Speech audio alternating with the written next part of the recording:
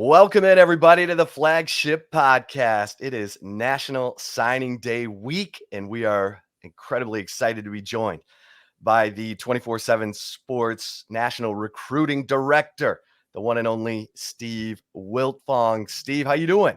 Hey, doing well. Just trying to keep up with everything. Texas is one of the programs that kept me very busy in the 2023 cycle. Hell of a class for the Longhorns here at Steve Sarkisian and company, aiming for their second straight top 5 recruiting class as y'all make the move to the SEC. More importantly, Chip, trying to compete for a national championship, right?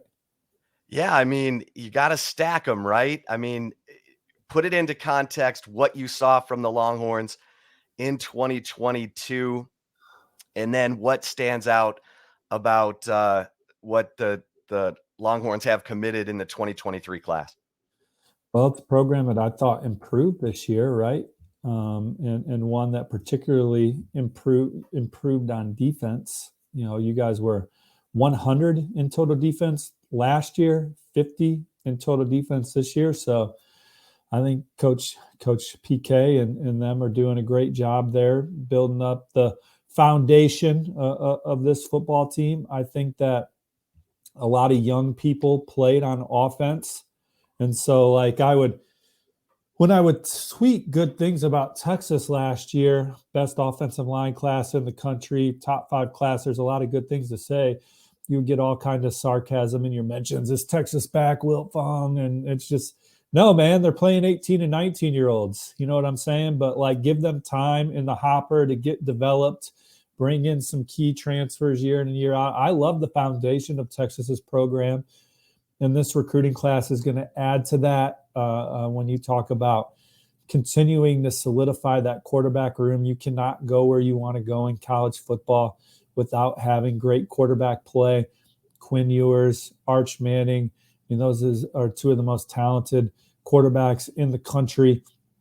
Front 7 recruiting, I think, has been on the upward swing under this Texas regime compared to past. Texas had some top 5 recruiting classes under Tom Herman, Chip, but when you go back and look at them, and we've talked about this before, they were skill player heavy, and the game is won with the heavy people. And Texas, particularly on the offensive line, best offensive line class in the country last year. This year, they're bringing in 5 more guys that are over average weight, 315 pounds. So Texas is going to have a big, menacing offensive line for years to come. Anthony Hill, linebacker, commits to Texas on Thursday with Sarkisian in home and several staffers. I thought that was awesome. 6'2", 225-pound heat-seeking missile from the second level. That's a thumper. He flows to the football.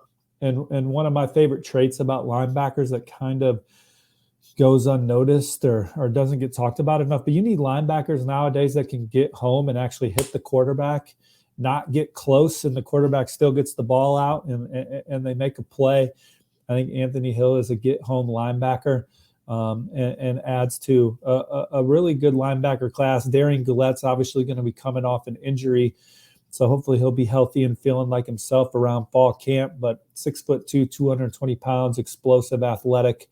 And then I know that people around the Austin program are excited about Leona Leafau from Hawaii there, 6'1", 210. I haven't seen him with my own eyes, but the feedback I've gotten is that he's someone that should be physically ready to play as well. This is an offense that probably wasn't as explosive this year as people would have anticipated just with Sark's history. But again, a lot of teenagers still out there on the field for y'all. And I think people take for granted sometimes that even when you're very talented, when you are competing against 22-year-old men, that you have some lumps that you take if you're, young. So I think I would imagine Texas takes a step forward next year with a better offensive line. Bijan's going to be gone, but Cedric Baxter, the 24/7 Sports Composites #1 running back, comes in 6'1", 250 pounds. Tashard Choice did an excellent job recruiting Cedric Baxter. Jonte Cook's a touchdown waiting to happen at the receiver position. I mean, he has to be in the discussion when you're talking about the best receiver in the country. I love the kid at Bishop Gorman that's going to USC that reminds me of Jaden Waddle. He would be my number one for sure. But I mean, like, Jonte Cook deserves to be in the discussion. He is a touchdown waiting to happen. He is super dynamic. He is going to be one of the more exciting players in this class on the next level. Maybe you guys flip DeAndre Moore. Ryan Niblett is another receiver that can really run. And so this is an offense that's going to be fast and explosive with guys that can, light up the scoreboard in one play. Malik Muhammad, Derek Williams, those are guys that are really going to help continue shoring up a secondary. Y'all were good against the run this year, kind of got picked apart in the pass game. Not trying to bring up negative stuff on the show here, Chip, as you let me ramble on and on. But, I mean, Malik Muhammad was one of the most coveted corners in this class, picked Texas over Ohio State, Alabama, Georgia. Derek Williams, safety out of New Iberia, Louisiana, Westgate, go into SEC country and win another blue chip battle, shows the kind of recruiting chops that this staff has. And then Colton Vasek, that was maybe one of the biggest flips of the cycle, Chip, 6'6", 230 pounds, talking to college coaches about how he's built physically. I would imagine he's going to be someone that Texas can count on next fall right away. And then last but not least, Sydir Mitchell. There's a lot of other good players in the class, but the last one I'm going to mention before I let you get a word in is Sydir Mitchell. He was one of the most coveted defensive tackles in the country. When you beat out Georgia and Texas A&M for Sydir Mitchell, that's a big win at the point of attack. And then Georgia's even tried to come back around on Sydir Mitchell and get the spatula out. I've not heard anything to make you all nervous there. I think he signs with Texas on Wednesday based on everything I'm hearing. And he's just that big, massive body that when you turn on SEC football, you just see all the programs walking out there or running out there and playing. So another nice class for Texas. You guys are 1 win better this year than last year so far, with a chance to be 2, right? Yeah. You guys win 7 ball games last year, could win 9 this year with the bowl. Actually 5 and 7 a year ago. So a chance to yeah. So much more improved. What the hell was I thinking? Yeah. Y'all did not finish very well, but you guys certainly showed a step forward this year. I know that the expectations at Texas are very high. I think that the foundation with these young players is these are guys that can take Texas football to those heights. You just gotta, hopefully this is the staff that can continue to develop them and get them there, because I think good players are being stockpiled in this locker room. Well, let's take a quick break here on the Flagship Podcast, talking to Steve Wiltfong, 24/7 Sports National Recruiting Director. We'll get into targets still on the board and guys who could walk in and get it done for the Longhorns.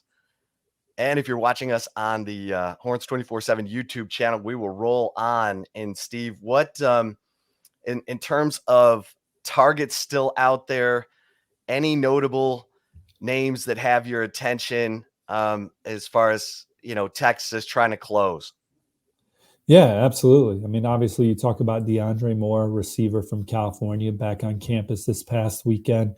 There's been a lot of buzz about Texas's position for him.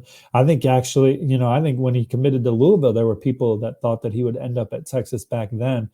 So with that, I think there are people around Louisville that think that they will hold on to DeAndre Moore. So even though there might be a lot of really good intel in favor of Texas, which I'm certainly still gathering, or I'm gathering that as well.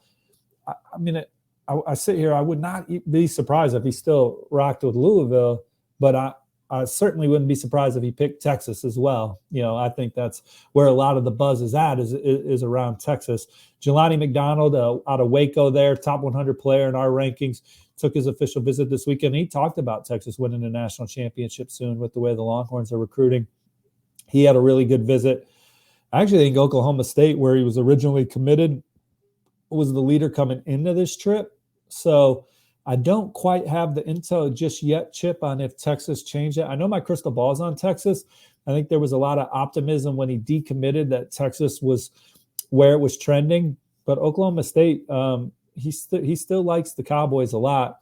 And then, TCU, he visited TCU last weekend. He loves the player development there, the trajectory. Obviously, they're in the college football playoff, so they shouldn't be discounted. So those are some guys right off the top of my head. Tyler Scott, I haven't talked to him since his official visit. Oh, I'm glad I'm scrolling on Horns 247 because sometimes my recall is slow. But the number one tight end in the country, Deuce Robinson, loves Texas. Yeah, I think Texas is in the top two with Georgia. I think, I got a chance to talk to Arch Manning last week. That was one of the guys he said he's personally recruiting, Deuce Robinson. Talking to other sources, the opportunity to play with Arch Manning is certainly exciting for him. He was a guy that when Arch committed to Texas, he alongside Jalen Hale, who you did not get. So hopefully this doesn't go the same way. Were two guys that I knew were intrigued by playing with Arch. But Georgia's done a great job recruiting Deuce. USC, you never discount for anybody with Lincoln Riley recruiting them. So Texas certainly could add Deuce Robinson. That one's supposed to go till February. He's a young man that can take his time. He wants to see what shakes out with assistant coaching changes and things of that nature. So I don't expect that one to end here in December. And then Tassili Akana out of Skyridge High there, linebacker, edge, pass rusher, can drop in coverage, has the full tool bag. My crystal ball's on Oklahoma, but he was at Louisville and Colorado this weekend. LSU's been a factor.